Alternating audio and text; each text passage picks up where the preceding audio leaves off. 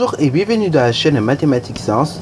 Aujourd'hui je vais présenter et expliquer une nouvelle vidéo, qui est une vidéo donc de mathématiques pour les 3e, dans laquelle ici on va s'intéresser aux sphères et au boulot.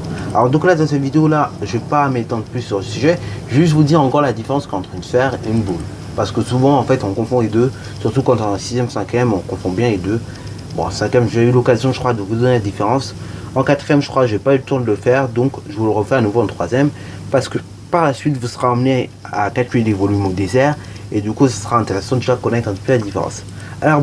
Alors là sans entrer déjà dans la définition mathématique, la différence qu'on peut voir entre une sphère et une boule, c'est en termes de remplissage.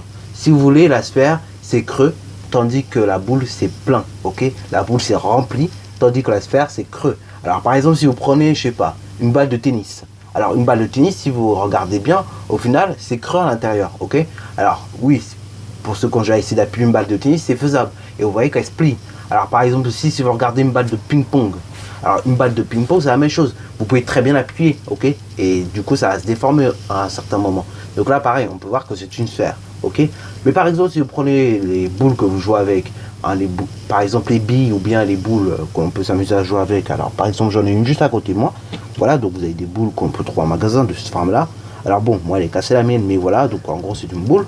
Et ben là, si vous appuyez dessus, vous voyez que ça se déforme pas, ok. Il n'y a pas de déformation réelle, ok. Globalement, ça se compacte à la limite, la matière qui est à l'intérieur se compacte, mais il n'y a pas de déformation physique, si vous voulez, ok. À l'intérieur, enfin, la seule déformation qu'on peut voir, bah voilà, c'est quand on appuie. Mais sinon, bon, il n'y a pas vraiment de grosses déformations, ok. Contrairement à la sphère, ou à la sphère, là, tu appuies direct et tu es obligé de déformer. Là, tu appuies, ça se déforme quasiment pas. Ok, il n'y a quasiment pas de déformation physique. Hein, à la limite, la matière, elle est un peu petite. Elle est compacte, c'est-à-dire, bon, et bah, justement, ça va résister à ça. Donc voilà, c'est ça qui est entre la différence, enfin, c'est ça la différence qui est entre une sphère et une boule. Donc je réexplique. Une sphère, en gros, c'est creux, tandis qu'une boule, c'est rempli. Hein, donc on peut le voir, par exemple, quand j'appuie dessus, en fait, il n'y a pas de déformation. Alors qu'une sphère, quand vous appuyez dessus, bah, ça se déforme, ok. Voilà, voilà. La Terre, par exemple, bah, si on regarde bien, en fait, c'est une boule, ok. Voilà, voilà. C'est une boule parce qu'elle est remplie quand même. Elle est remplie à l'intérieur, ok. Alors, elle n'est pas totalement remplie. Donc, c'est pour ça que du coup, on appelle ça aussi une sphère, ok. Parce que oui, une sphère, bah voilà, c'est pas spécifiquement rempli. Alors que la boule, c'est total, enfin, c'est rempli, c'est compact, tu vois ce que je veux dire. Par exemple, les boules de pétanque aussi. Et bah, pareil, c'est rempli, hein, c'est bien rempli. Alors que la Terre, tu vois, elle est remplie. Il y a certains axes, ce qui pourrait faire que c'est une boule, mais au final quand on regarde bien elle n'est pas remplie sur tous les axes. Donc la Terre on peut aussi considérer ça comme une sphère, ok. Voilà, voilà. Alors bon, en général, bah, dans les livres c'est marqué que la Terre c'est une sphère, et je confirme encore, la Terre oui c'est bien une sphère, ok. C'est pas une boule mais c'est une sphère. Alors maintenant on va rentrer un petit peu dans la définition mathématique de ce que c'est qu'une sphère et après de ce que c'est qu'une boule. Alors la sphère de centre haut en gros c'est l'ensemble des points de l'espace tels que la longueur OM, qui désigne en fait le rayon de la sphère, est égale bah, en fait au rayon, tout simplement. Ok. Donc, bah, si vous prenez par exemple, bah, imaginez-vous en 3 dimensions. Si vous prenez bah, par exemple, et bah, en fait une sphère, ok, qui est de centre O et de rayon R. Et bah, en fait, la distance que vous aurez entre un point O qui est le centre et un point M qui est bah, par exemple un des points de l'espace, et bah, en fait, ça sera égal au rayon. Et donc du coup, bah, c'est ça qu'on appelle la sphère, ok.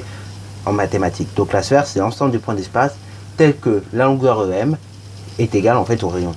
Tandis que la boule de centre haut, c'est l'ensemble des points de l'espace tel que la longueur OM est inférieure ou égale à au rayon donc et bah, de la sphère. Ok. Voilà, voilà. Donc la boule en revanche, et bah, vous pouvez avoir des points à l'intérieur. Ok. Vous pouvez avoir des points à l'intérieur de la boule, quand vous pouvez avoir des points à la limite, ok, donc ils sont rayons, ok. Donc là c'est pour ça qu'on précise qu'une boule c'est l'ensemble des points de l'espace tel que bah, justement la longueur OM est inférieure ou égale au rayon donc et bah, de la sphère, ok. Voilà, voilà. Donc par exemple si je prends ceci, donc ceci bah, je vous ai dessiné une sphère, voilà, voilà. Donc une sphère ça se représente comme ceci, et donc une sphère, les cercles que vous voyez là en fait on appelle cela des grands cercles, ok. Et donc du coup bah, si vous regardez cette sphère, la distance qui est entre le point OA c'est la même que la distance OB et c'est la même que la distance OP, ok. Donc en fait et ben, on peut voir que là pareil et ben, on a affaire très bien une sphère, ok, puisqu'en fait et ben, la distance OA c'est la même que la distance OB, ce qui est la même que la distance et ben, OP, ok. Donc OA égale OP et OB égale et ben, OA, ainsi de suite, ainsi de suite. Et là, on s'aperçoit qu'en fait, c'est égal au rayon également de la sphère, ok. Voilà, voilà. Et on peut voir que AB également, c'est un des diamètres de la sphère, ok. Voilà, voilà. Donc là, on a très bien de faire une sphère parce qu'en fait, tous les points que vous placez, ils sont à la limite, ok. Ils sont à la limite du rayon. Ça va pas plus loin, ça va pas moins loin, c'est sur le rayon, ok. Voilà, voilà. Donc, voilà, voilà. Sur ce, la vidéo est terminée.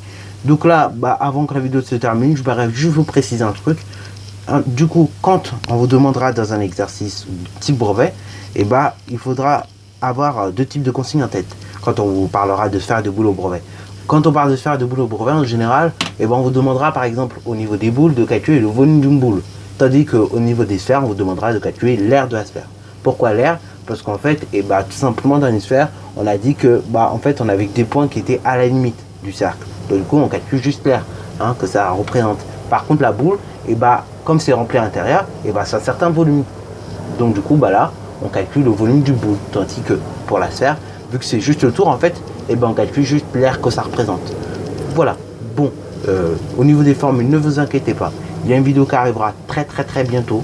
Donc ça arrivera mi-octobre depuis novembre maximum. Et donc cette vidéo, je vous parlerai des formules, de calcul, de pas mal de choses. Et donc on y verra également la sphère et la boule. Sur ce, la vidéo est terminée.